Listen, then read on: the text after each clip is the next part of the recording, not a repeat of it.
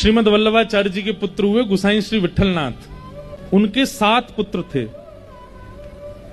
और 7 पुत्रों के ब्याह हो गए थे, 7 पत्नियां थी घर में, लेकिन वो 8वें पुत्र के रूप में, अब 8वां तो नहीं कहेंगे, पहले पुत्र के रूप में ठाकुर जी को अपना पुत्र मानते थे, ठाकुर जी को अपना लाला मानते थे। बड़ी लीलाएं गोसाई श्री विठलनाथ जी की हमने कथा में सुनाई है। तो ठाकुर जी को अपना लाला मानते थे, सब लोग ध्यान से सुनना।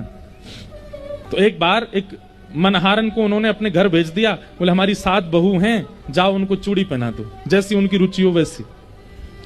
मनहारन आई, किसी ने लाल चूड़ी पहनी, किसी ने हरी चूड़ी पहनी, किसी ने, सबने पहनी जैसी जिनकी योग्यता। 7 बहुएं पहन के चली गई। इतने में छोटी सी लाली आई और उसने अपने छोटे छोटे हाथ आगे किए, बोले हमें भी पहनाओ। तो मनहारन बोली, अरे तू कौन की लाली है?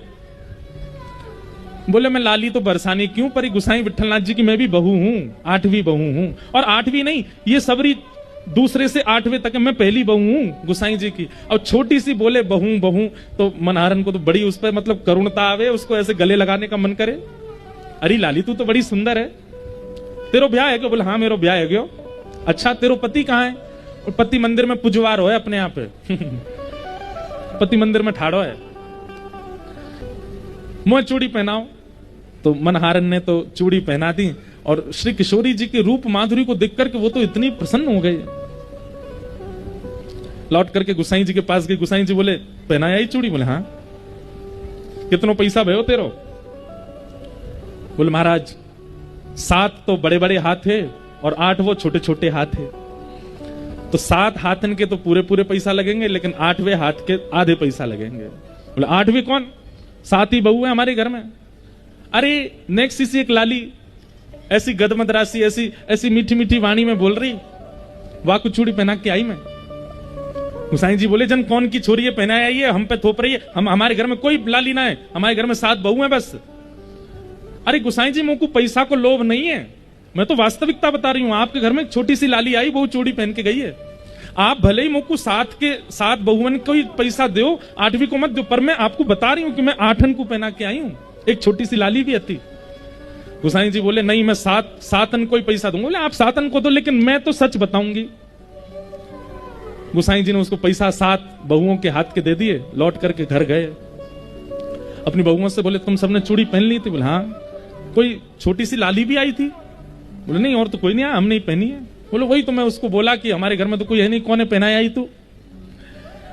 गोसाई जी जैसे ही अपने कक्ष में गए तो रोज रात्रि में मानसी में प्रवेश करते थे, मतलब नेत्र बंद करके मानसी भाव में ठाकुर जी को सेज पर पढ़ाते थे, और सेज पर पढ़ा करके मानो वहीं ठाकुर जी को कुछ लोरी सुनाते या पंखा झलते अपने मनोभाव में। गोसाई जी ने जैसे ही मनोभाव में प्रवेश किया, इतने में क्या देखते हैं, ठाकुर जी उदास बैठे हैं और किशोरी जी के नेत्रों में अश्रुबिंद है। गोसाई जी बोले जय जय कहा है गो, आप इतने उदास काहे को? श्री जी ये आपके नेत्रन में अश्रुबिंद क्यों? कहा है गो, मैंने कोई अपराध कियो या मंदिर में कोई से कोई अपराध बनो? किशोरी जी बोली आप बस इनको लाला मानो अपनो, इन्हीं को लाला मान करके इनकी सेवा करोगे, इनको उठाओगे, इनको खवाओगे, इनको सुवाओगे, इनको अपना पुत्र मानो। कभी कोई पूछे कितने बालक, तो 8 बालक कहो, एक ये हैं, 7 आपके अन्य पुत्र हैं।